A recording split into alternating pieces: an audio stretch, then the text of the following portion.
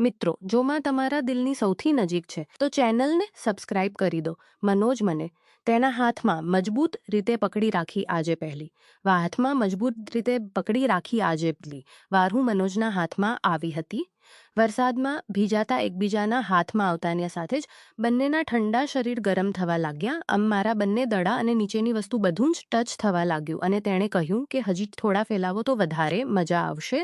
અને પછી તેને લગાતાર કલાકો સુધી એકવાર હું અને તે વરસાદમાં ઓફિસે પહોંચ્યા. બીજું કોઈ આવ્યું નહોતું. હું રોશની છું. મેં મારી નોકરી 2 વર્ષ પહેલાં જોઈન કરી હતી. ટૂંક સમયમાં ત્યાં બધા મારા મિત્રો બની ગયા હતા. એમાંનો એક મનોજ હતો. અમે બંને એકબીજા સાથે ખૂબ જ જોડાયેલા હતા. તે મને લેવા માટે રોજ મારા ઘરે આવતો હતો અને મારો અને તેની સાથેનો લગાવ થોડો વધારે વધી ગયો હતો. તે મને લેવા માટે રોજ મારા ઘરે આવતો. અમે સાથે ભોજન પણ કરતા અને આ બધાના પરિણામે ટૂંક સમયમાં ઓફિસમાં બધાએ અમને કપલ કહીને ચીડવાનું શરૂ કર્યું. મને ખબર નથી કે અમે બંને એકબીજાની સંગત કેમ માણવા લાગ્યા, ફક્ત ઓફિસમાં જ નહીં. અમે જ્યાં પણ જતા ત્યાં હવે એવું લાગતું હતું કે અમને સાથે ચાલવાની આદત પડી ગઈ છે ને. તો તેણે ક્યારે મને પ્રપોઝ કર્યું ન તો મને ખબર નથી કે તેની સાથે રહીને મને એક વિચિત્ર શાંતિનો અનુભવ કેમ થતો હતો. એક દિવસ અમારી વચ્ચે કંઈક એવું બન્યું કે તે પછી મિત્રો થોડો સમય કાઢીને વાર્તા અંત સુધી સાંભળજો, ખૂબ મજા આવશે.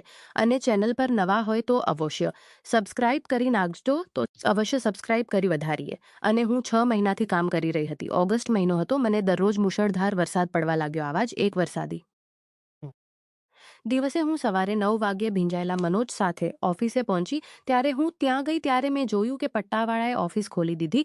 તે પણ બીજું કોઈ આવ્યું નહોતું.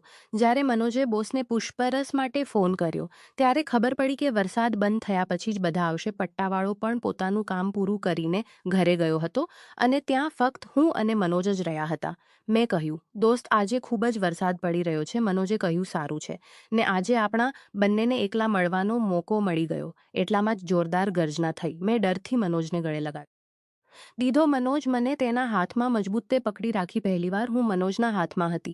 વરસાદમાં ભીજાયેલા એકબીજાના હાથમાં આવતાની સાથે જ બંનેના ઠંડા શરીર ગરમ થવા લાગ્યા. અમે બે ઠંડા શરીરને ચાહવા લાગ્યા. ક્ષણોની ગરમી પછી અમે બંને એકબીજાની આંખોમાં જોયું અને એકબીજા સાથે અથડાતા શ્વાસોને વધુ નજીકની અનુભવવા લાગ્યા. અમારા હોઠ એકબીજાને હવે મળવા લાગ્યા હતા.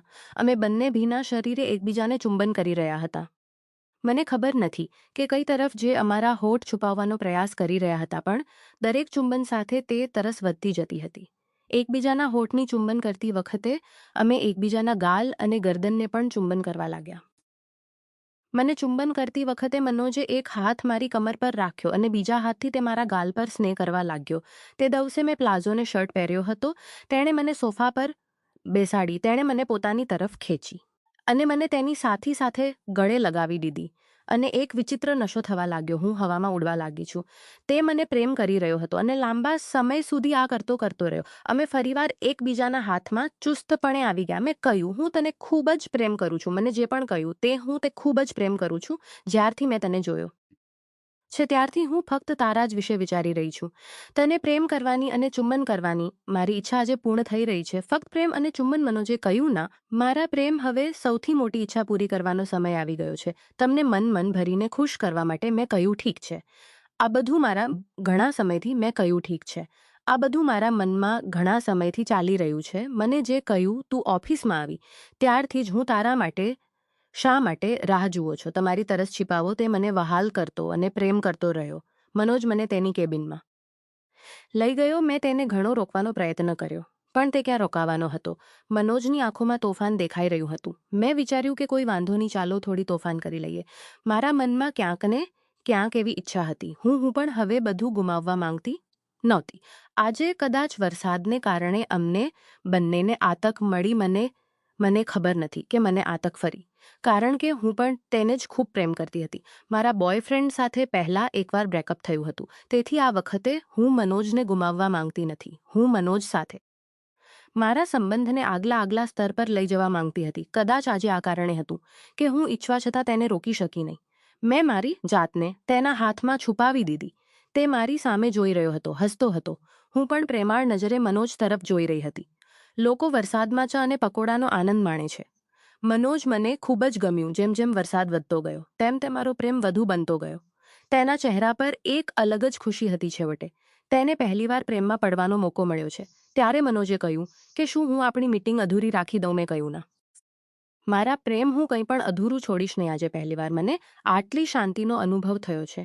મનોજે મને ખુશ કરી અને મારા મનમાં તેનું નામ હંમેશા માટે લખી દીધું. અમે મારા મનમાં તેનું દુનિયામાં હતા અને એક હંમેશા માટે લખી દીધું. અમે બંને એકબીજામાં ખોવાઈ ગયા હતા, જાણે હું સ્વર્ગમાં પહોંચી ગઈ. મનોજના ચહેરા પર ખુશી સ્પષ્ટ દેખાતી હતી. હું પણ ખૂબ જ ખુશ હતી. અમે મારા શ્વાસ પર નિયંત્રણ રાખવા લાગ્યા. પછી મેં બહાર જોયું તો વરસાદ, ઠંડી જોરદાર હતી. મેં મનોજને મારી આંખોથી ઇશારો કરીને બતાવ્યું કે વરસાદ હવે બંધ થઈ ગયો છે. અમે બંને પણ અમારી કેબિનમાંથી બહાર આવ્યા અને ઓફિસ હાલમાં સોફા પર બેઠા ધીમે ધીમે સ્ટાફ ઓફિસમાં આવવા લાગ્યા. ત્યાર પછી જ્યારે પણ અમને મોકો મળે ત્યારે અમે તેનો ફાયદો લઈ લીધા અને એકબીજા સાથે અમારા સુંદર પ્રેમાણ છે. એક એવી ક્ષણ જેને દરેક વ્યક્તિ પોતાના જીવનમાં જીવવા માંગે છે. તો ચાલો મિત્રો, આજની વાર્તામાં આટલું. અને વાર્તાનો આગળનો ભાગ સાંભળવા માટે મિત્રો ચેનલને અવશ્ય સબસ્ક્રાઇબ કરી નાખજો. વાર્તાને તમારા મિત્રો સાથે શેર કરજો અને ચેનલ પર નવા હોય તો લાઇક, શેર અને કોમેન્ટ અવશ્ય કરી દેજો. તો ચાલો મિત્રો, આજની વાર્તામાં આટલું અને ફરી કાલે મળીએ વાર્તાના આગળના નવા ભાગમાં. ધન્યવાદ.